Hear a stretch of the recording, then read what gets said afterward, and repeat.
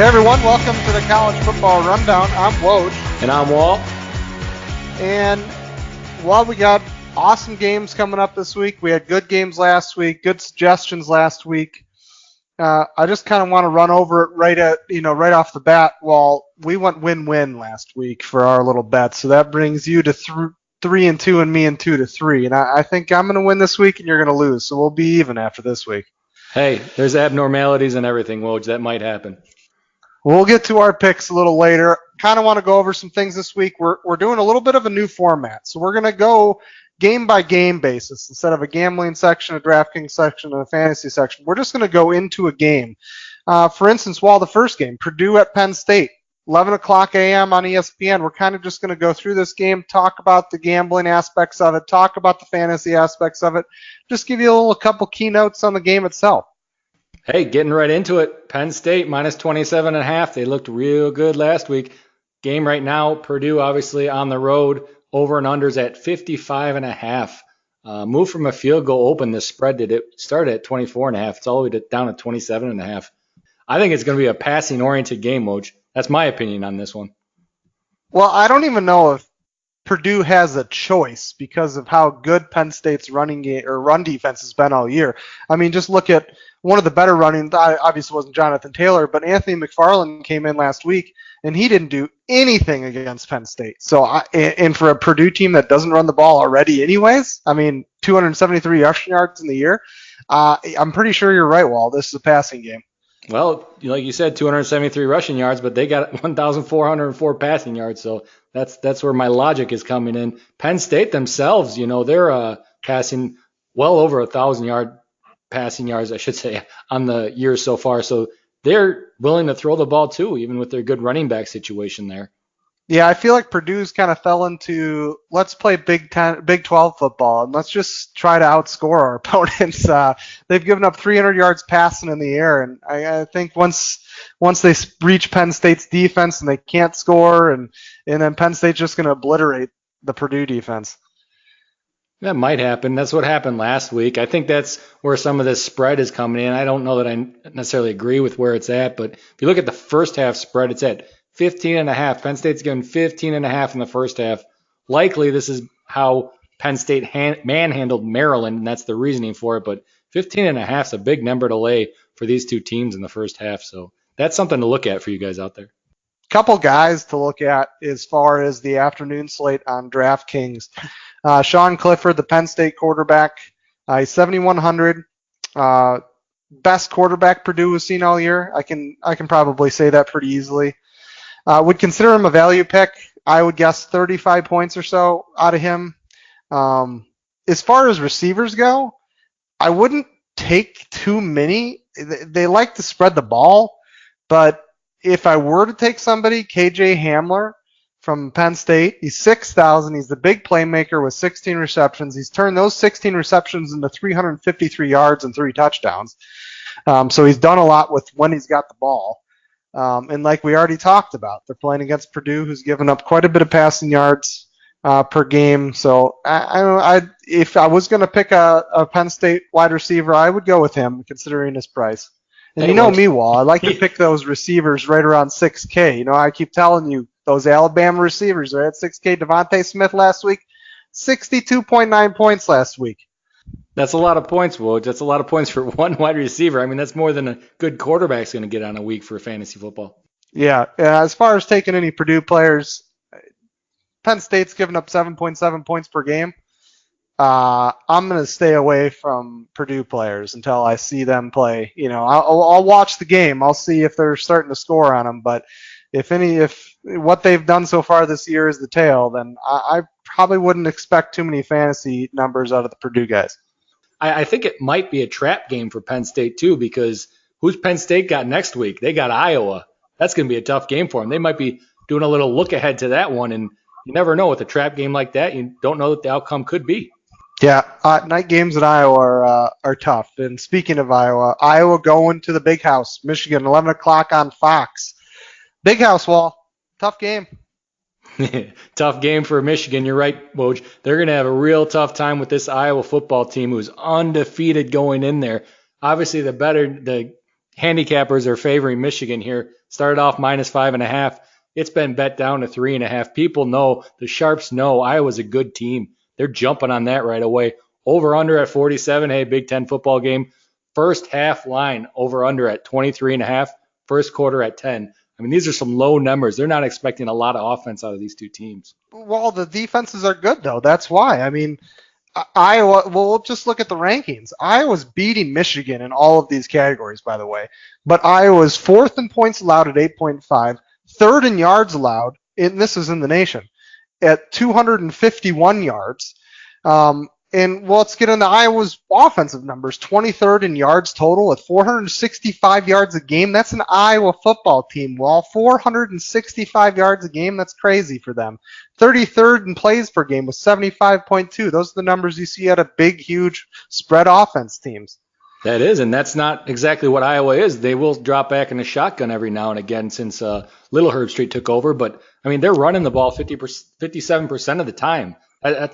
You're not going to see that in a lot of college football teams these days. 57% of the time on the run is a lot for a team, especially one that's that high in statistical rankings you just read off. Yeah, like Wahl said, this is a defensive-oriented game, though. I expect Michigan to, shorten those numbers that Iowa's putting up so far this year. And I probably wouldn't take too many people in this game as far as daily fantasy, but if you were going to take anybody, Micaiah Sargent, the running back from Iowa, is only 6,100, averages 5.5 yards a carry. He's no Jonathan Taylor, but Michigan got destroyed by Jonathan Taylor last week. And they knew it was coming. It's what happens when you walk into Wisconsin. You know what you're going to get beat by, and they couldn't stop it. So maybe Sargent does similar things, not quite the level Taylor does, I'm sure, but I mean, that could be one of those guys that you could pick up for DraftKings.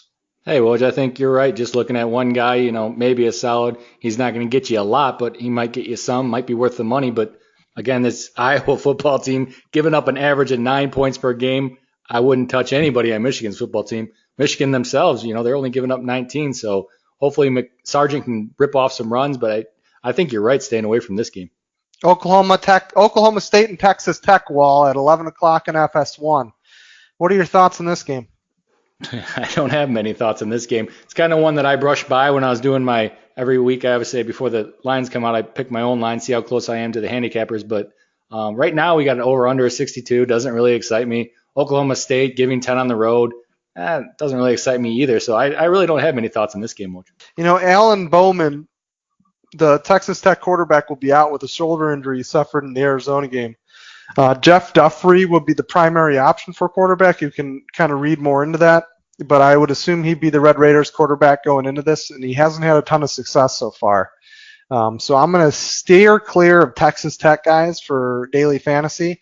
I'm going to go with Tylan Wallace, the wide receiver from Oklahoma State, 7,100. I feel like this is the steal of the week, Wahl, at 7,100. First, second, and third option in the offense. He is the offense. He's got 618 yards and 6 TDs already. So if you're looking for a good wide receiver at a pretty good price, 7,100 in my mind I think is great. I would go with him. If you're looking for a running back as well, that's a lot of money. I usually steer clear from running backs that are too expensive. But Chuba Hubbard is from Oklahoma State running back is 8,900. He's the most expensive. He's averaging almost 200 yards a game, and he went for almost 300 versus Kansas State with just 25 carries last week. He's got 10 touchdowns through 5 games. So if you're going to pick a running back, he's the running back you're going to want to pick. But like I said, I try to steer clear of running backs that are going to cost me that many points unless I know he's going to go for 300 yards. I'm not sure Texas Tech is going to allow him to do that this week. So I go with Tylan Wallace. Good deal. I think steal of the week at 7,100. Hey, I'll take your word for it, Woj. I'm looking at a different game, though, in the Big 12. I'm looking at that Baylor-Kansas State game. That's really exciting to me. 2:30 p.m., ESPN2. It's a 1-point game, Woj. It's a 1-point spread. We finally get a 1-point spread. I love those, Wahl. I love those. I love them. I mean, we haven't seen many of those so far this year, and you can thank that to the college football playoff, but we get to see one this week, and I'm pretty excited for it. Two teams, I kind of like Kansas State. Not a big Baylor fan, but they played Iowa State real tough last week, and obviously Iowa State's a good team. Baylor ended up pulling off. They won a close game by 2 at the end, but They're a good team. I'd love to see the outcome of this, to be honest. Yeah, last second field goal, by the way, last week by a freshman kicker. Good for him. But they did blow a 20-point lead in that game to put him into that awkward predicament. Uh, a cool little tidbit, Wall, Baylor's Coach Rule, just got a contract extension through 2027. Think complacency will set in with a contract that's going to go that long? Hey, Woj, it could have, and it could be reflected in the line movement we saw. Kansas State, like I said, is -1 right now. That moved from -3.5, but at one point, Kansas State was actually getting points. They were the underdogs, so maybe it had something to do with it coincided with the news that came out, and it was complacency. So you might be nail on the head there, Woj. Yeah, the biggest guy I see for this game as far as DFS goes is Tyquan Thornton, the wide receiver from Baylor. Is only 5,200, bit of a sleeper here, but he did have 11 receptions and 141 yards and a TD versus that Iowa State team. So if he can continue that, great. But again, it is a bit of a sleeper. It's a bit of a gamble. He's not their best wide receiver, but he did pop off last week for sure against a decently tough team, Wall. Hey, I'll take your word on it, Woj. Again, I'm not going to disagree with you, but I really like the spread here. I like Kansas State. I like them covering that -1. So as far as what I'm going to do on this game, I think that's what I'm going to do. I'm going to take the -1. Kansas State's covered 6 of their last meetings going back, or 6 of their last 9 meetings going back to 2010. They've covered all 4 games, less than a touchdown spread. So that's what I'm doing with this game with my money. Here's my kind of game, Wall. Auburn, Florida. Auburn at Florida at the Swamp, 2:30 on CBS. You know why it's my kind of game, Wall? Because there's defense involved. Hey, that's why Gameday's there. They're actually at a real game this week. I'm excited too. It will be a defensive battle. A lot of people keep hyping up Bo Nix, and that's great and all. He's okay. I don't think he's quite matured yet to be a quarterback in that position. They've kind of gone to a run-first team. And then you have Florida on the other side, who Felipe Franks goes down, and he's still the passing leader, Wall, after 2.5 weeks of not even being on the team or in the games. That's not a good sign if you're Florida. I would not want to be in that situation, but they are at home, playing at the Swamp. Like you said, the quarterback on the other side, not Bo Nix, not the most veteran of guys, so they might have that advantage going for them. So, Wall, what if Auburn wins this game? Because already on the resume, they got Oregon, Mississippi State, and Texas A&M. And 2 of those games were on the road. Now going on the road again to play a Florida team? I mean, obviously an injured Florida team, but nonetheless, what if they win this game? Are they considered number 1 in the nation? I don't think they're considered number 1, but then again, with how these things get ranked, I don't know. In my opinion, they shouldn't be number 7 right now with the people you just rattled off. Oregon, Mississippi State, A&M, these are all quality wins, and they're sitting behind Oklahoma, and LSU, who, don't get me wrong, they're good teams, but they don't have that kind of resume. So I don't think they jump to number 1, but I definitely see them getting in the top 5 with a win here. As far as DFS goes, Wall, Felipe Franks out for the season. Florida has become one of the slowest offenses in college football. Like I said, Bo Nix, they're more of a run first kind of, started going more run first. Good Florida D and a sluggish offense makes this a stay away game for me. Hey, I might be in the same boat. It's over under a 48.5, on my end. Florida plus 2.5, dropped off from 3. I don't know which team to take. I guess I'd probably take Auburn if I had to, but it's tough to take somebody, going into the Swamp playing on the road. So it might be a stay away game for me also. Wall, how about Arizona at Colorado? What's kind of the lines in that one? Colorado -4, over under 63.5. This game really excited me. I was excited for this game, but I don't know what I'd do here, to be honest with you. It's interesting, the over under with both teams, scoring an average of 65, and the over under is at 63.5. It's kind of, throwing me off a little bit there. I don't know why it's that way. So I'm hesitant to put my money on either side there. Another thing to look at is, in this series, the away team has covered 6 of the last 8 games, 6 in a row actually, until Arizona broke the streak last year with a home win. So streaks like that, got broke last year. Maybe if the streak was still going, I hit up the away team, but with that broken streak, I don't know. I like the game though. I'd like to watch it. It's going to be exciting, I think. There's a lot of questions around the offensive powerhouses of both of these teams. 3 players individually that are questionable: Khalil Tate, J.J. Taylor, and you're going to have to help me out with this one, Wall, because I'm not going to pronounce this name right whatsoever. But the wide receiver from Colorado, Chenault? You talking about my boy Chenault? Chenault, they're questionable, Wall, and those are three of the probably most offensive tools in this game, or those three guys. Yeah, it's definitely going to hurt the over-under a little bit. Maybe that's why it's a little under their average score. But you'd actually, Chenault, I mean, what a great wide receiver he is. And he is, injured. They had that bye last week. Maybe that helped him heal up a little bit. They're not going to say anything until they have to on Saturday. But might surprise some people, Tony Brown is actually the leading receiver on this team with 301 yards and 19 receptions on that Colorado team rather than Chenault, who probably is the best wide receiver, just getting in double coverages a lot. It's hard to get him the ball when there's two guys on him, but that might surprise people. And obviously Tony Brown this week is healthy, but I think the biggest story in this game, you mentioned it briefly, is Khalil Tate. He didn't play last week. He's nursing that injury. And he's one of the most electric players, fantasy-wise, anything-wise, really. He gets a lot of points, gets a lot of yards, and his team really relies on him. Question is, does he go this week? For example, I have him on my fantasy team. I got a decision to make. But I'll tell you exactly how I'm going to handle that decision. Considering he didn't play last week at UCLA, I'm going to pick up, which I actually already did, I'm going to pick up Grant Gunnell, who's the backup quarterback. He came in and played well enough last week at UCLA to get them the win, but he can definitely take over for Tate should Tate not play. So your fantasy strategy might be, hey, put Tate on the IR, pick up his backup, Grant Gunnell, wait till Saturday when we finally get an answer from Sumlin about who's going to play, and then put Tate in if you have to, if he's playing. Drop Gunnell. If not, keep Gunnell and keep Tate on your IR. That's, in my opinion, the best way to handle the situation. Well, this is a juicy daily fantasy game.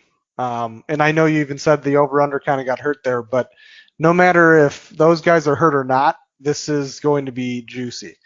So let's just go over the numbers here. Khalil Tate is 8,100. J.J. Taylor, Zona's running back, is 5,600.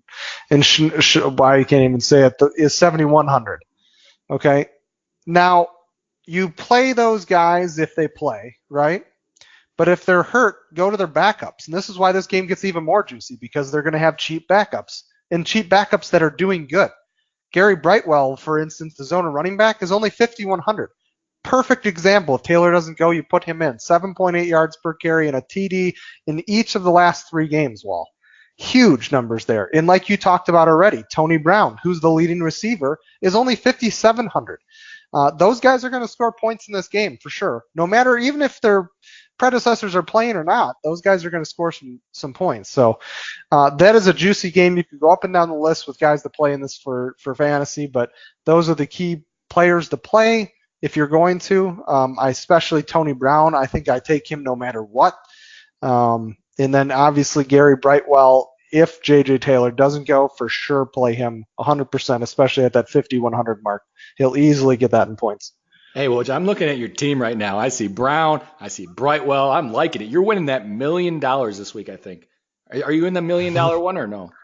Well, we'll try. Yeah, we'll see. Try. No. Again, this game is at 3:30, guys, and the channel hasn't been named yet, but I assume it's going to be on one of the Pac-12 channels. Yeah, most likely. Again, you see this is a juicy game. You know what's a juicy game for me, Woj? Georgia. I've had to sit through a whole week. I saw that Notre Dame game a couple weeks ago. In my mind, the whole time I'm thinking, I'm jumping on Georgia at Tennessee 2 weeks from now, and the day is finally going to come. Georgia's given 25. It makes it a little harder with the over-under at 51.5. I'm still going to jump on them. I made up my mind, so that's what I'm going to do. Georgia's averaging 43 in a game.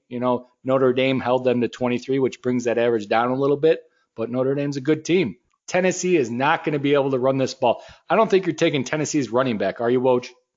No, trying to stick away from Tennessee as much as I can. That's a good plan because Georgia has a tough defense. Really, Tennessee's only hope is with their quarterback, Garantano, and the receiving core, which, is led by Jennings there. Hopefully, maybe for Tennessee thinking anyways, they can pull something out, a rabbit out of their hat, as people like to say. But, as far as stopping Swift and Fromm, hope all you want, but you're not going to stop those two. They're going to put up some points on this, I hate to say it, but weak Tennessee team. 25 is a lot for me, so I'll probably decrease my unit size down to maybe a half a unit. But I had my mind made up. I'm taking Georgia, so that's what I'm doing this week, Woj. I like it, Wall, and I like this game a lot. It gives people an idea of what Georgia's all about. Despite Georgia looking like the complete package as far as the playoff team goes, they're a terrible DFS team. Well, terrible. There's not one receiver on their team that has more than 10 catches and 179 yards this season. And Fromm, who has pro potential and is a great quarterback, has only thrown for 788 yards in the games they've played. They're just so good at everything, Wall, and it just makes me sick. It should. And you know what I'm going to do? I'm going to tweet Kirby Smart, and I'm going to let him know your thoughts, Woj. This can't stand. They need to get more fantasy points. Yeah, but they are the complete package as far as it goes for a playoff team. I mean, they are the epitome of what a playoff team should look like. Alabama's done it for years, and now Georgia's doing it, I think, even to a better standard than Alabama has in the past. If you were going to take guys in this game, I wouldn't, but if you were going to, DeAndre Swift, the Georgia running back, is 7,800. They're playing a rough Tennessee team. He's the most expensive running back and only getting 19.8 points per game. I would try to stay away from it, but if you really want to take him, go ahead if you're a huge Georgia fan. If I was going to do anything in this game, Wall, and I mean anything, and I would take Juwan Jennings, the Tennessee wide receiver, at 5,800. Even though I think that's more expensive than he needs to be, he's the best option. It is against the standout Georgia D, but if they are behind, he might get some multiple TDs. So if you're banking on him getting a couple TDs, then I would take him. But other than that, anything less, I wouldn't at all. I'd stay away. Steer clear of that game. That makes sense, Woj. There's plenty of other players, right? There's plenty of other fish in the sea, as they say. What about this Oklahoma-Kansas game? Who have we been talking about all year in this game? Who jumps out at you? I think he's going to win the Heisman this year. I think his name's Jalen Hurts. Have you heard of him? Jalen Hurts, I've heard of him. I don't know about Jerlin. I don't know who he is. Yeah. We're just trying to get some jargon in there, but he's unbelievable, Wall. He's pulling 46 points per game on DraftKings. 46 points per game. That's insane. There's not very many people that have ever done that, and he is. It's crazy. You need a chunk of money to get him though, Wall. He's 9,300. He's the most expensive by far, but he's gotten his value every single week, even at the 9,300 mark. That's a lot of. I mean, what's the most expensive you've seen a player that you can remember, anyways? On DraftKings, I think 9,800 is the most expensive. I can't remember who that was. It actually might have been Justin Fields, maybe 3 weeks ago. He was the most expensive. Well, this is not far off that. It kind of makes sense, though. They're playing Kansas, and Kansas is not bringing anything to the table week over week. A no-brainer favorite. Oklahoma, 31.5 they're given. Dropped from 35 a little bit, so I think people are just saying, like, that's a big number and taking it. Over-under 67.5. We've seen big over-unders all year on Oklahoma. First half over-under on this game, little interesting, 37 with Kansas plus 21. If you think about it and you do the math, it implies Kansas would score 16 in the first half.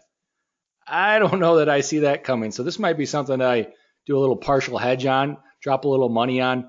Play would be to take, the first half Oklahoma minus 21 and then the under at minus 37. You do a 60-40 split thinking, hey, Oklahoma doesn't cover the 21. It's likely coming in under 37 and you're going to get your money back.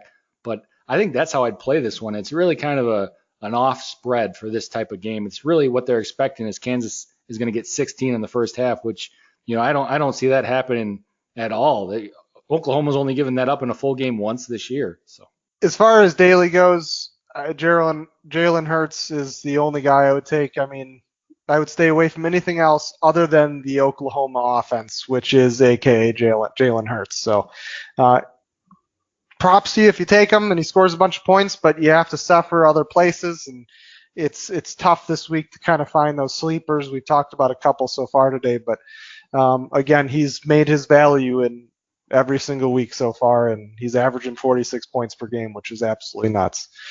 Well, let's get back to the Big Ten here. Michigan State at Ohio State, 6:30 on ABC.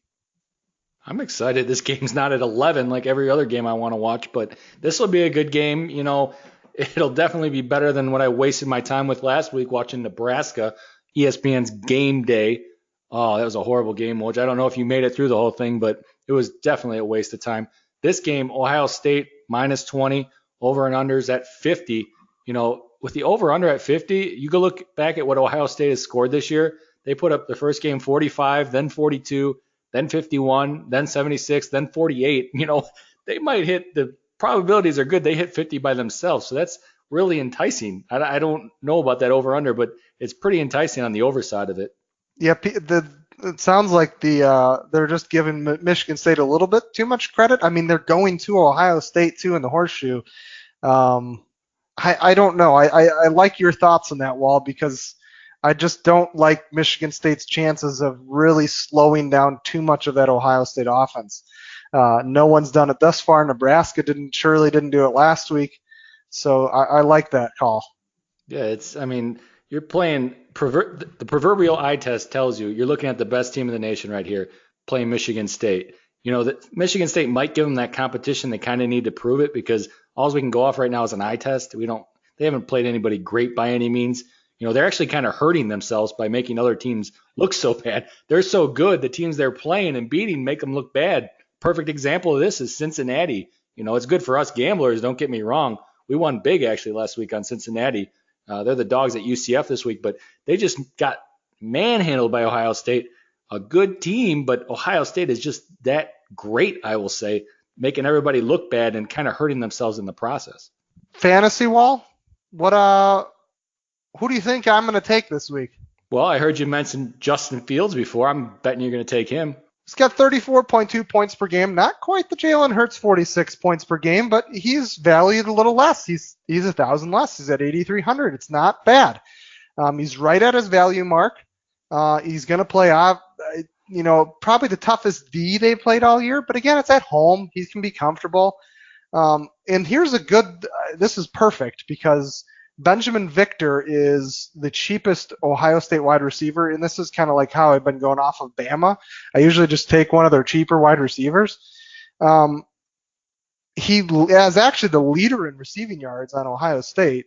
And if you want to fork over the cash for Fields, who's at 8,300, pair him up with Victor, who's only 4,900. That's 13,200. That averages out to about 6,600 average. So if they want to get value, you only need 26 points per player, and you already know that Justin Fields is averaging 34.2 points per game. So I like that combo right there. It's a really good, value combo. It makes up for the fact that Fields is 8,300, where you can take a cheaper wide receiver and pair them together, and if they connect, that much better. Well, I love that. I love the math. Math doesn't lie. People lie. Math doesn't lie. So that makes a lot of sense to me, especially with the value you're talking about. That is the night slate, by the way, on DraftKings Wall. That game and then the next game we're talking about is both on the night slate, and that's California at Oregon, 7 p.m. on Fox. California is looking a little rough with an injured quarterback there, Wall. They are. The number 3 team in the nation. I say that jokingly because of the shenanigans last week, but who was that guy, Woj? Or should we not even mention his name? He's just trying to look for publicity. Yeah, we'll forget about that. About that guy. That guy. Once I heard him, for those of you that don't know what we're talking about, somebody came out and said they thought California was it the third best, Woj? I brushed it by. I don't know what it was, but I think it was the third best team in the nation, he said, because of who they played. Anyone that's watched college football this year knows that wasn't the case. And I was really hoping that Cal would pull out that game against Arizona State, because it would it would confuse some people. They'd get tricked and it'd give us some good numbers. But once this Oregon spread came out, it was minus 17.5 on Oregon. My hopes and dreams were kind of crushed, because, the handicappers, they're not going to be fooled by some guy jabbing in his mouth over there. But they put it at minus 17.5. I don't really see any action here. I don't see any value. Oregon's definitely going to win this game. Whether they win by 17.5, I don't know. That's a lot. Yeah, Devin Modster is going to replace Chase Gabbers, the Cal quarterback. He came in last week, did not do so hot.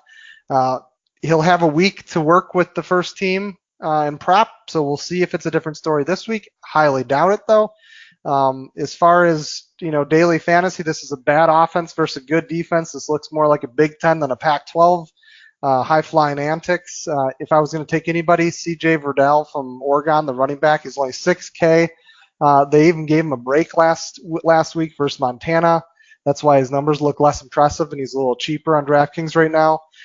He's a decent option against the Cal defense that hasn't done well against the run so far this year. And Verdell can catch out of the backfield too, which is getting, points per reception is huge in DraftKings. So I would play Verdell if I was in that night slate, probably just because I know the situation this game's in. But again, it is going to be low scoring. Woj, I think you know what you're talking about. You seem to know what you're talking about, buddy. We got an over-under at 46.5. This is not a Pac-12 over-under. This is definitely a Big Ten over-under. 46.5 is not a big number. There's not going to be a lot of offense in this game.